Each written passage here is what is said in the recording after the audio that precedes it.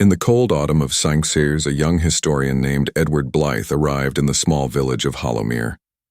The townsfolk spoke of an abandoned mansion on the hill, once home to the Ashworth family. No one had entered it for decades. Locals said the house waited for its owner to return, though he'd been dead for nearly a century. Edward, fascinated by legends, decided to spend a night there to uncover the truth. The road to the mansion was narrow and fog-covered. The trees leaned like watchers, their branches whispering against one another. Edward carried a lantern, its flame flickering weakly in the damp wind. When he reached the iron gate, it opened on its own with a low, aching groan. He hesitated, heart pounding. Behind him the fog thickened, almost as if the world itself wanted him to go inside. Inside, dust lay thick upon everything. The air smelled of wood rot and rain. Portraits lined the walls, each painted face seeming to follow him. He noticed one portrait, a tall man in black, eyes pale as smoke. Beneath it read, Lord Alaric Ashworth, 1781-1812. Edward whispered, "So you're the master of the house." For a moment he thought he saw the eyes blink, but the lantern flickered, and he told himself it was only a trick of light. As night deepened, Edward began recording notes by the fire, but the house groaned and settled, as though something inside shifted with him. From upstairs came a faint dragging sound, slow, deliberate, like fabric across old wood. He froze. "Rats," he whispered. But then came another sound. Footsteps. Heavy. Human. Each step echoed down the stairwell. The lantern dimmed. The fire hissed out. Darkness swallowed the room whole. Edward lit a match, trembling. The flame showed only empty stairs, yet he could still hear breathing. Slow, steady, behind him. He turned quickly, but nothing was there. The portraits seemed closer somehow, their painted eyes glowing faintly. Edward's notebook slipped from his hand. The page caught the firelight for an instant, and he noticed something scrawled on the margin. Words he didn't write. He is not gone. He waits. The historian moved through the hall, calling out, "Is anyone here?" Only the echo of his voice answered. He reached the library, shelves towering to the ceiling, filled with books turned to dust. One lay open on the desk, untouched by time. A diary. Its first line read, "This house binds me to the promise I broke." Edward's breath caught. The next entry was dated October 13th, 1812, the night of my death. Outside, thunder rolled. Edward turned a page. The handwriting grew frantic. "She comes for me every night, wrapped in white, whispering my name." Another line. "If anyone finds this, leave before the clock strikes 1. Edward looked at his watch. 12:47. He heard the clock in the hall begin to tick louder, faster, like a heartbeat. Wind howled through the chimney. Somewhere upstairs a woman began to sing, softly, mournfully, off-key. The song floated down the stairs, a lullaby but wrong, cracked with grief. Edward gripped his lantern and followed the sound. The steps creaked beneath his feet. At the landing, he saw a faint light under a closed door. He pushed it open. Inside stood a woman in a white dress facing the window. Her hair was gray, her hands clasped tight. "Madam," he whispered. She turned. Her face was hollow, eyes black as ink. "He broke his vow," she breathed. Edward stumbled back, but the door slammed shut behind him. The woman moved closer, her gown dragging like waves over the floor. "He swore never to leave me," she whispered, "and when the sea took him, I waited." Her form began to fade into the mist. Edward cried out, "Who are you?" Her voice echoed through the walls. "I am the promise he forgot." Then, silence, except for the sound of the ocean crashing, miles from where the house stood. When Edward awoke, it was dawn. The house was silent again as if nothing had happened, but his lantern lay shattered, and the diary was gone. He stumbled outside, pale and shaken. The villagers found him hours later, wandering the road. He spoke only one sentence before fainting. The house remembers. When he returned months later to show others, the mansion was gone. Only the iron gate remained, half buried in the earth. Weeks passed, but Edward couldn't forget the mansion. Every night he dreamed of the woman in white and the whisper. He broke his vow. He began researching the Ashworth family, and found only fragments. Lord Alaric was rumored to have vanished at sea, leaving behind his young bride, Lady Eleanor. Locals said she waited by the window until madness took her. The night she died, a storm destroyed half the village. They said the house never recovered. Edward returned to Hollowmere with new determination. He needed proof, something to explain what he saw. But when he reached the hill, the house had somehow rebuilt itself. It stood tall again, windows gleaming faintly, as though waiting.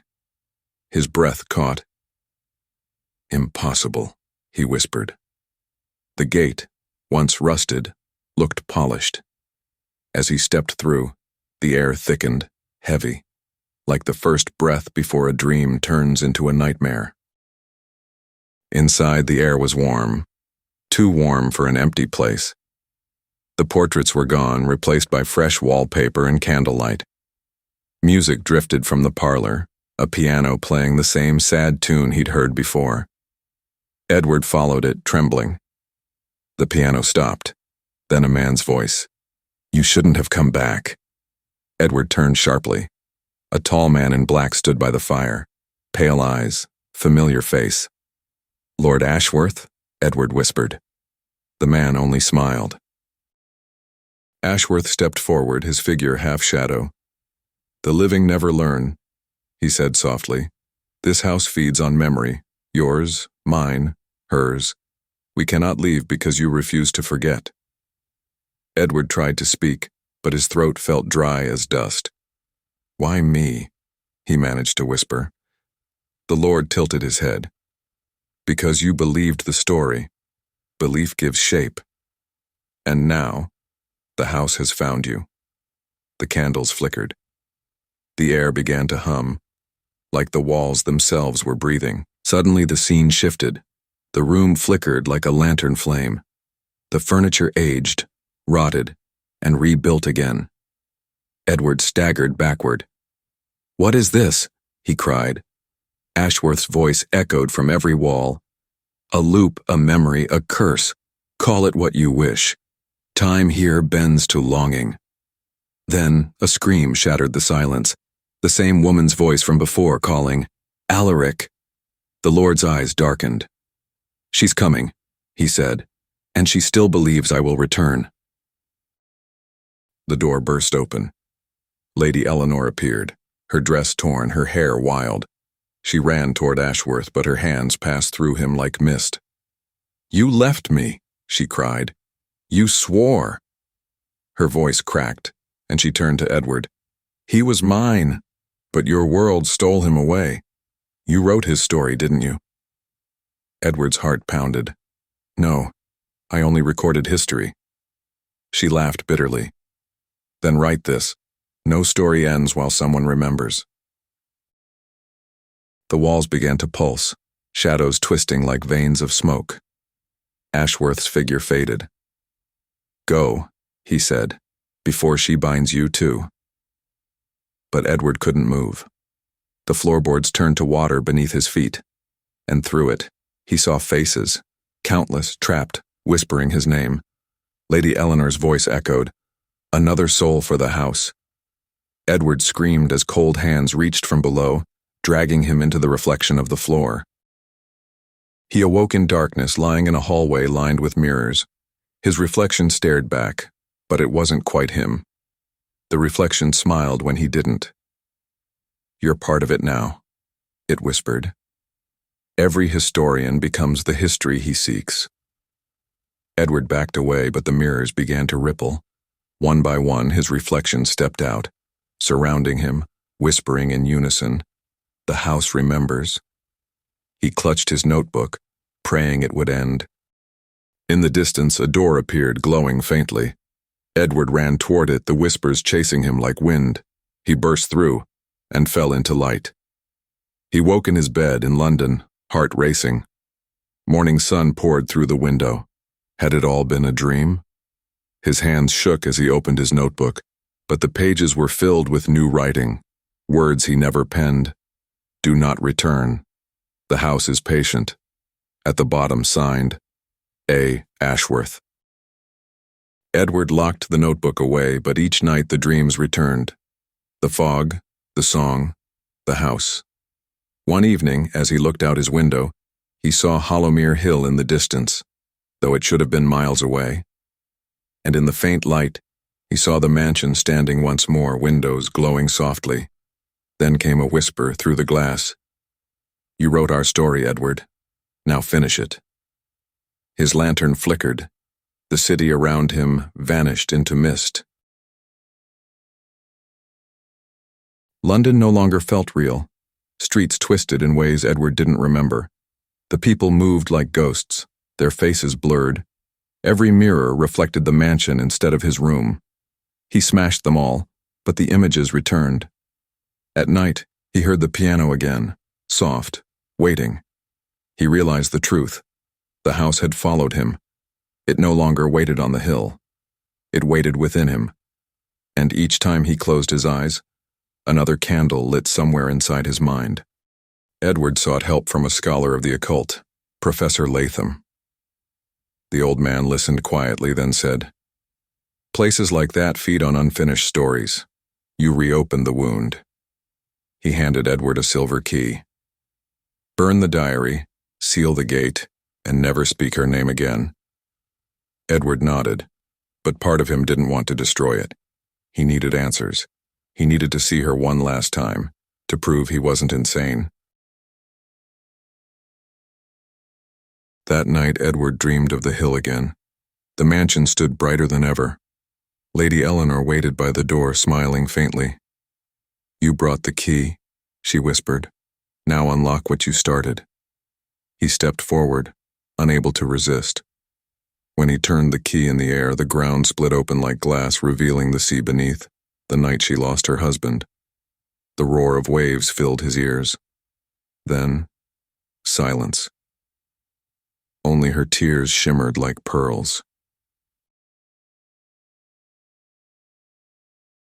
He woke to the scent of salt and the sound of gulls, though he was still in his London flat.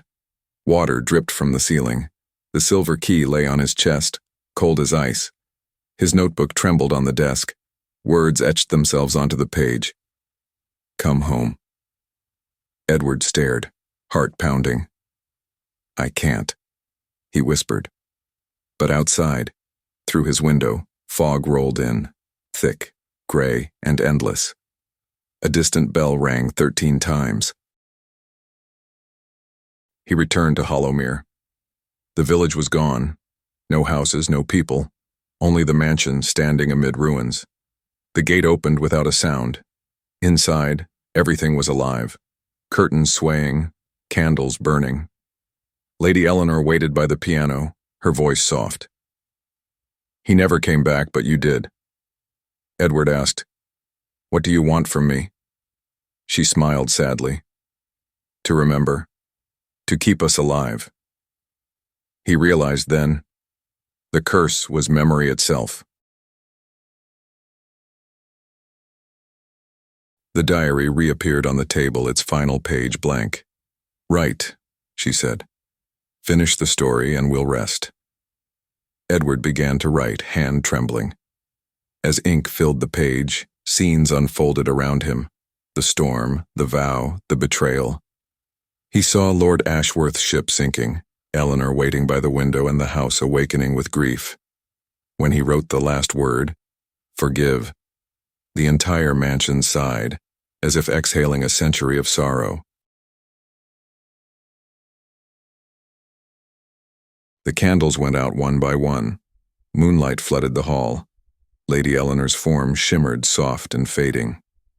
Thank you, she whispered, but the house needs a keeper. Edward frowned. A keeper? Her smile was both kind and cruel. Every story must have a witness. Now that you've finished ours, you belong to it. He tried to run, but the door vanished, replaced by endless mirrors reflecting his terrified face. His reflection spoke first. "You wrote the ending, Edward. Now live it." The mirrors cracked and dozens of voices poured out, whispers of all who'd entered before. Their faces pressed against the glass, pleading, laughing, weeping. Edward's body grew heavy. Ink ran from his fingertips like blood. The diary in his hand turned to stone. He screamed as the mirrors burst, and the house swallowed the light. Morning came to Hollowmere once more. A traveler passing by saw a new portrait hanging in the foyer. A young man holding a pen, eyes wide, almost alive. Beneath it, an inscription, Edward Blythe, Historian, 1892. The mansion stood silent, serene, as if satisfied. But sometimes at night villagers say they hear the scratching of a pen and a faint whisper. The house remembers. Years later, the mansion was sealed again. Scholars called it cursed. Yet in certain rare hours when fog covers the valley, a light burns faintly in an upper window, and if you listen closely, you can hear a man's voice reciting lines from an unseen diary. History, it says, is not what happened. It's what refuses to fade. Then the window darkens, and the night takes a breath, as the house waits once more. In 1920, nearly 30 years after Edward vanished, a young writer named Clara Marin arrived in Hollowmere. She'd inherited an old chest from a distant relative. Inside was a notebook wrapped in black ribbon. On the first page, faded ink spelled, "The House That Waited, Edward Blythe." Her curiosity burned brighter than her fear. By lantern light, she began to read, and the air in her room turned colder. Each night Clara read more, and with every page strange things happened. Footsteps above her boarding room ceiling, piano notes in the wind. She told herself it was imagination, until she found sea salt on her pillow and damp footprints by her door. The diary ended abruptly. The house needs a keeper. Below it, fresh handwriting appeared that hadn't been there before. Welcome home. She traveled to the valley seeking answers. The villagers warned her away, muttering about the Blythe curse, but the hill drew her like gravity. At dusk, she reached the gate, half buried in ivy, and the lock clicked open without her touch. Mist coiled around her ankles. From far within came the low toll of a bell that hadn't rung in decades. Something inside had been waiting. The mansion was whole again, frozen in time. A fire burned in the hearth, though no one tended it. On the table lay a quill, standing upright, dripping ink that never dried. Beside it rested a blank journal. Clara whispered, "Edward Blythe." The walls answered with a faint sigh. A portrait above the mantel showed him, alive, but his eyes moved to meet hers. A voice behind her said, "You read my words." She turned. Edward stood there, unchanged, pale as moonlight. "I can't leave," he said softly. "The story bound me." Clara stepped closer. "Then I'll finish it." He shook his head. "No ending holds forever. The house feeds on telling, and it will use you next." The piano began to play the same sorrowful tune that had haunted generations. The floor shuddered, portraits shifted. From every wall whispered fragments echoed. Eleanor's grief, Ashworth's vows, the waves, the storm. Clara clutched the new journal. "If I write the truth," she cried, "will it set you free?" Edward smiled sadly. Truth or lie, it's still ink. Then he dissolved into mist, leaving only his voice. "Write, and remember me kindly." She began to write. Each word glowed faintly, lighting the room. Outside, dawn broke, and for a heartbeat the house felt peaceful. But when Clara reached the final line, "The keeper rests," a shadow crossed the page. The quill moved on its own, adding one more sentence.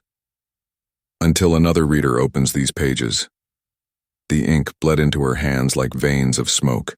Decades later, the mansion fell to ruin once more. Locals forgot its name. Only the notebook survived sealed in glass at the local museum. Visitors claimed that sometimes, under low light, the writing rearranged itself. Curators blamed humidity, yet no one could explain the faint scent of sea salt that lingered around the display.